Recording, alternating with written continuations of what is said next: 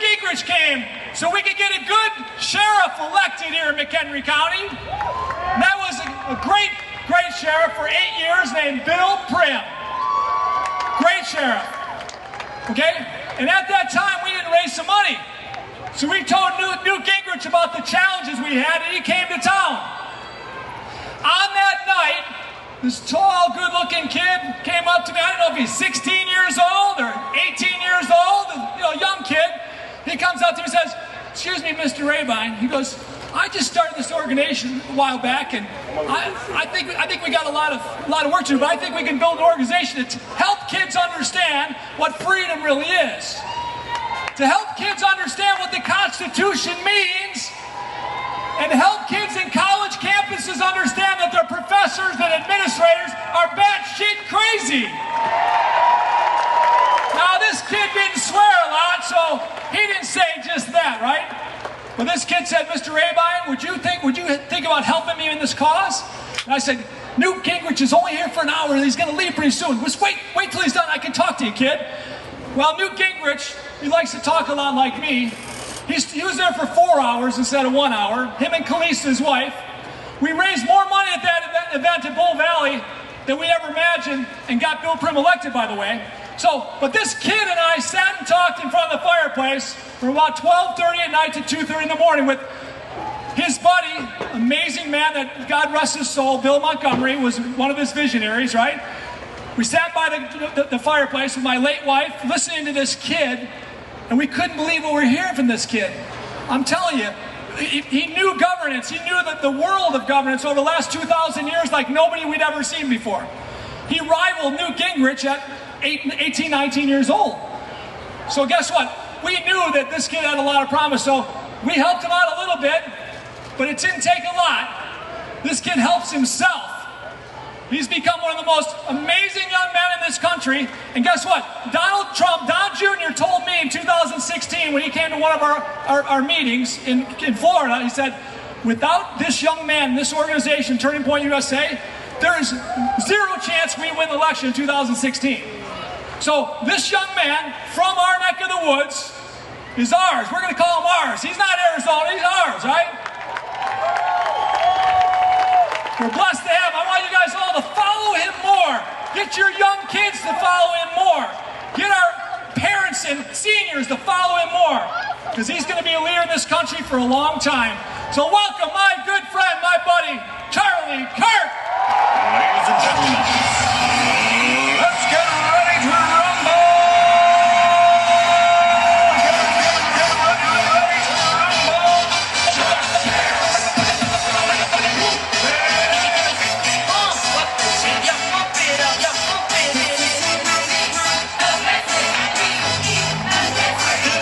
Y'all ready for this? Thank you, everybody. Thank you. Who's ready to win in November?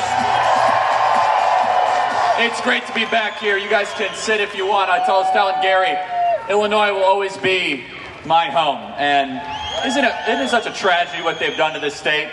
What they have done to Illinois, they want to bring to the rest of this country.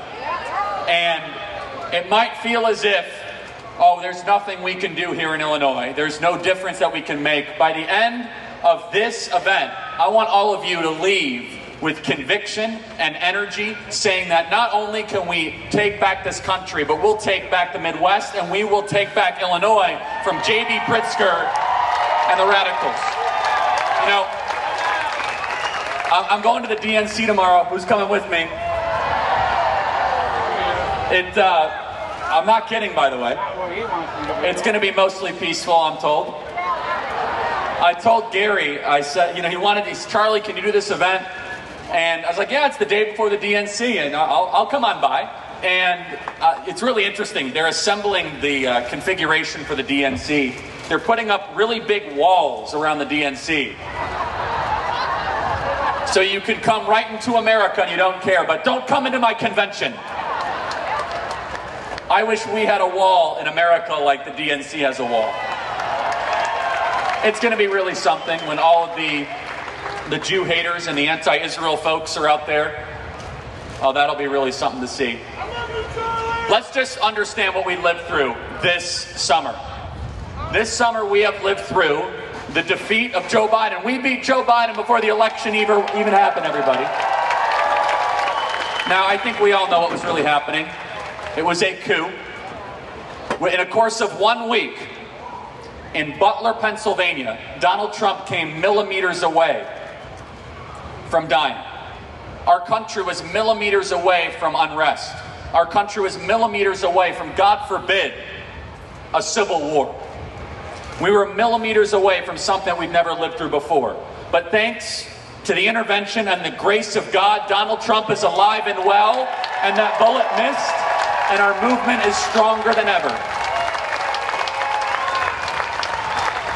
8 days after Butler, Pennsylvania. By the way, let's give it up to the great law enforcement here. They're doing a great job, aren't they? They're doing a great job. They're doing a great job. 8 days after Donald Trump dodges a bullet. I just hope you understand. Donald Trump almost never does charts at his rallies. You guys have been to rallies before. He doesn't do charts at his rallies. If he does do a chart, he does it on the left, not on the right. And if he does a chart, he does it late in his speech, not early in his speech. So Donald Trump happened to do a chart on his right in the beginning of his speech, which he almost never does. And if he would not have tilted his head at that very moment, he would have had his, on live television. And that should just give us a moment of pause. That was only 1 month ago, everybody. And we should live in a state of gratitude. Because I know that there's a lot of anxiety and worry out there. But the scriptures tell us, do not be afraid. I am the Lord your God. The scriptures tell us that God is sovereign. I believe that was the most televised, witnessed miracle in human history. And 8 days later, we saw the coup on full display. We saw the coup on full display where Joe Biden dropped out of the race, and Kamala Harris went from the most hated politician and the most disliked politician to Obama 2.0. Do you notice that they're trying to make her seem very likable lately? It's going to be quite amazing to see the DNC. Just yesterday she had to give a speech spontaneously. Do you notice I have no teleprompters here, by the way? Do you think I'm doing okay without any teleprompters? I don't think she could do very well without teleprompters. Kamala Harris, she says, you're unburdened by what has been so that we can achieve what was. By the way, that is a communist phrase, just so we are clear. She was raised by a communist. She is a Marxist. And now all of a sudden we're supposed to believe that Kamala Harris is the new coming for this country. Let me just say this. I don't believe the polls a minute that show that she's up with all of this. These are, as the great Rush Limbaugh taught us, these are suppression polls that are published to make you upset and to break your spirit. But look at what we lived through. And now in the month of August, we're going to have to live through this show in Chicago with, yeah, that's one way to put it. And then how about the vice president? Bernie Sanders with the beer belly from Minnesota. I'll tell you, this guy, Eric Holder was in charge of the vetting. And I think we can all say Eric Holder is a DEI pick. I mean, did he actually do his job? This guy put tampons in boys' bathrooms, post-birth abortion. He wants driver's licenses for illegals, Medicare for illegal aliens. He wants to take your guns away. He allowed Minneapolis to burn during the George Floyd riots. And they passed over Josh Shapiro because there's so much Jew hatred in the Democrat Party that they couldn't possibly have Josh Shapiro on the ticket. And so Harrison Walz, and I'm not exaggerating, if they were to become president and win, it would be maybe a death blow against the United States of America. Now, that doesn't mean we give up if they do that. I want to make sure we're all clear. But right now, here's the good news.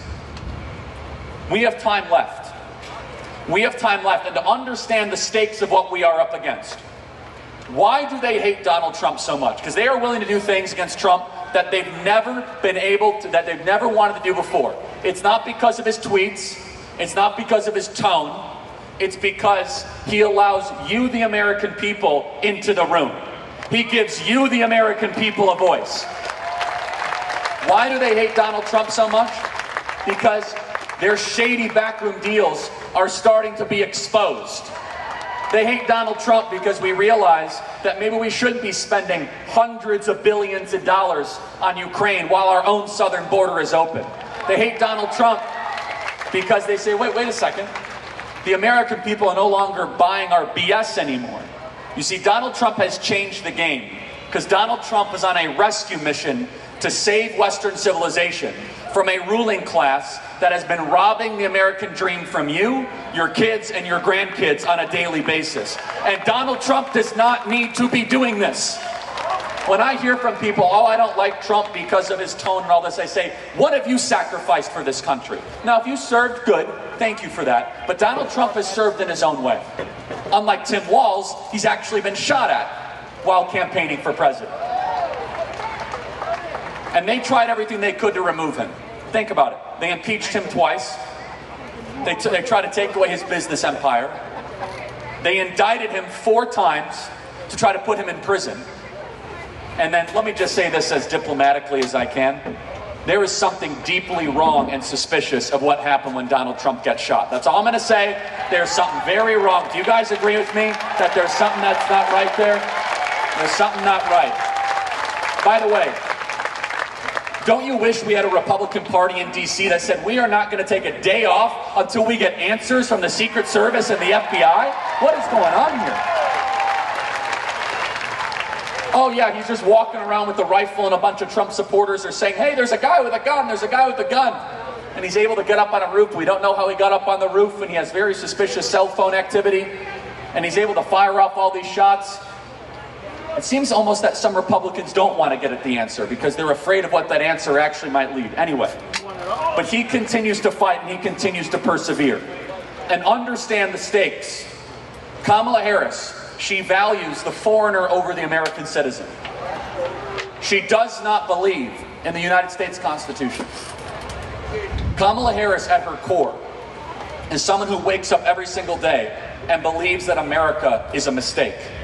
Donald Trump wakes up every single day and believes America is a miracle worth appreciating and defending and thanking the Lord for. So what does that mean? And here's where I really want to spend the most of our time. It is tempting to believe that Donald Trump is going to do all the hard work for you. But this is where you come in. This is where we come in.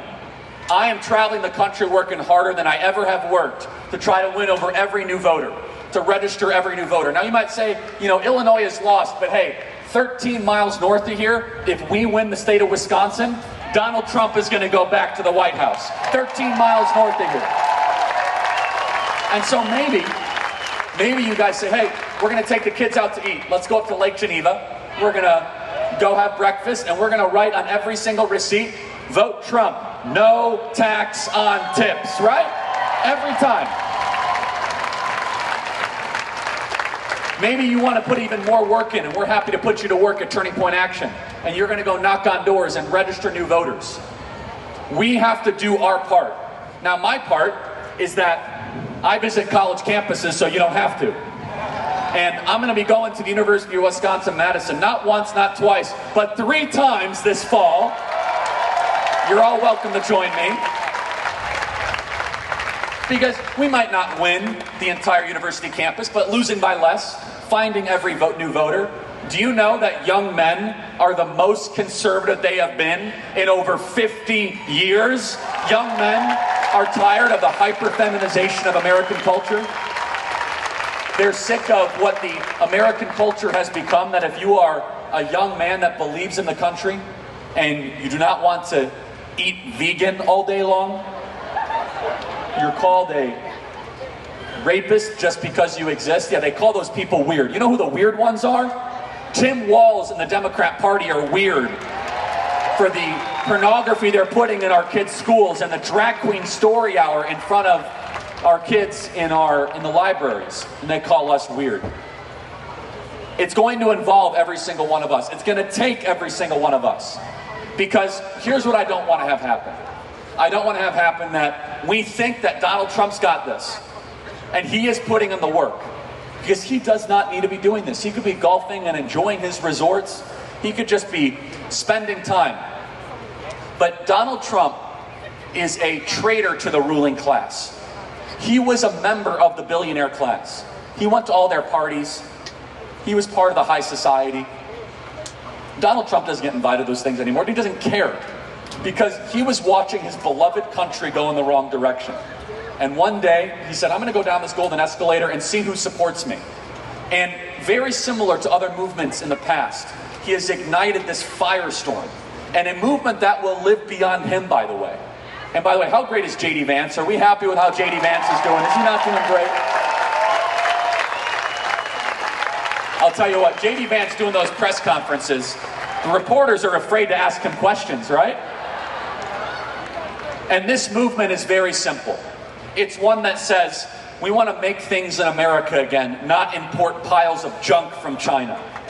This movement says, we are not going to bring in another foreigner into this country until the American citizen is prioritized, American students are put first, our borders are closed. If you want to come in legally, period.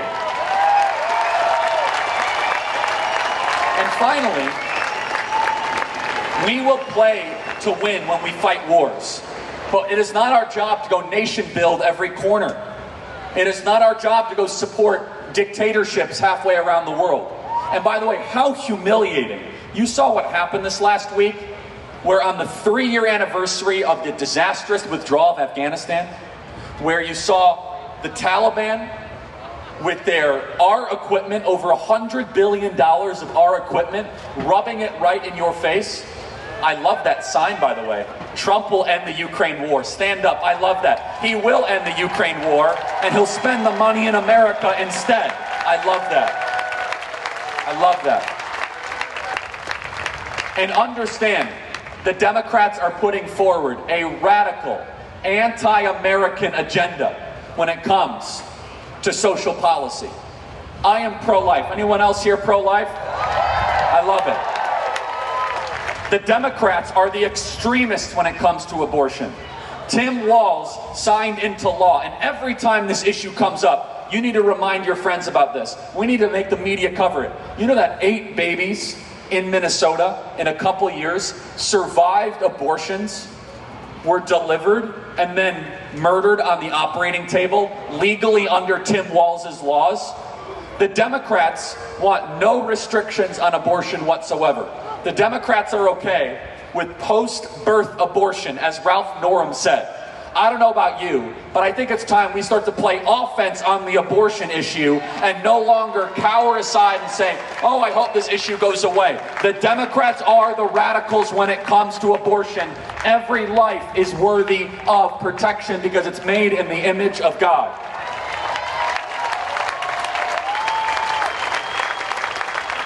Let me close with this. Gary's doing a great job organizing all of this. At Turning Point Action, we are deploying hundreds of full-time ballot chasers. I want every one of you to do what we call Commit 100.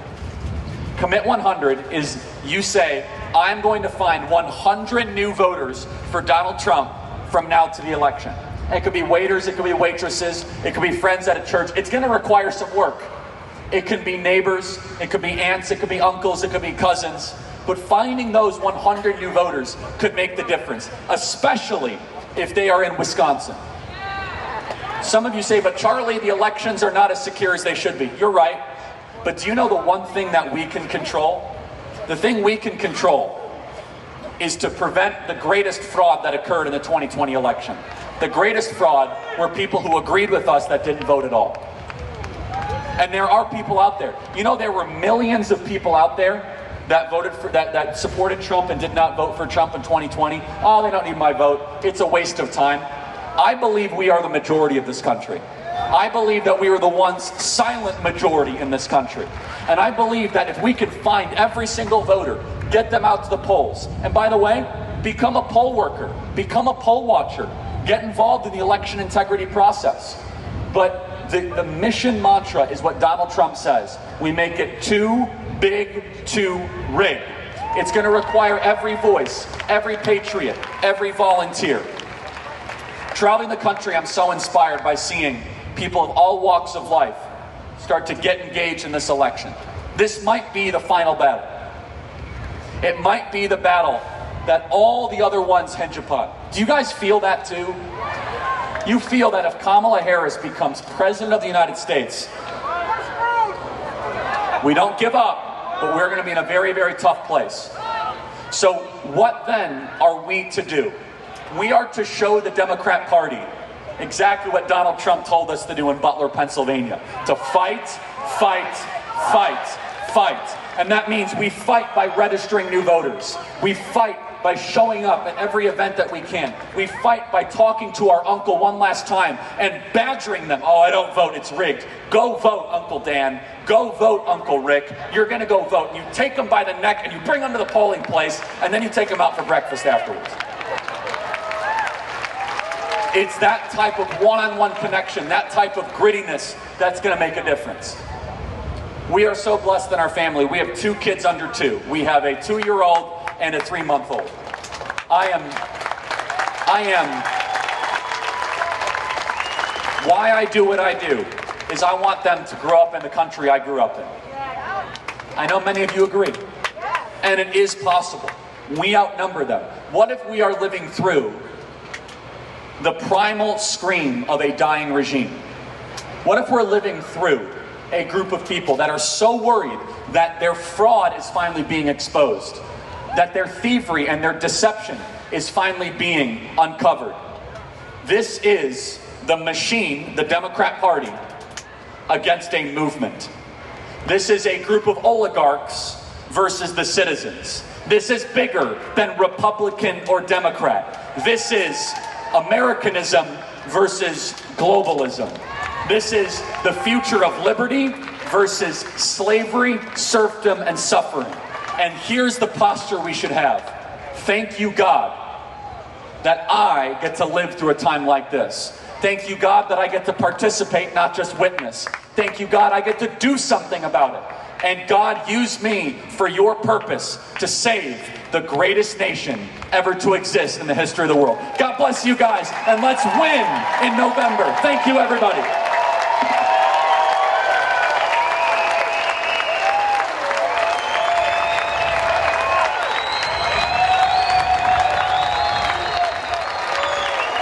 USA! USA!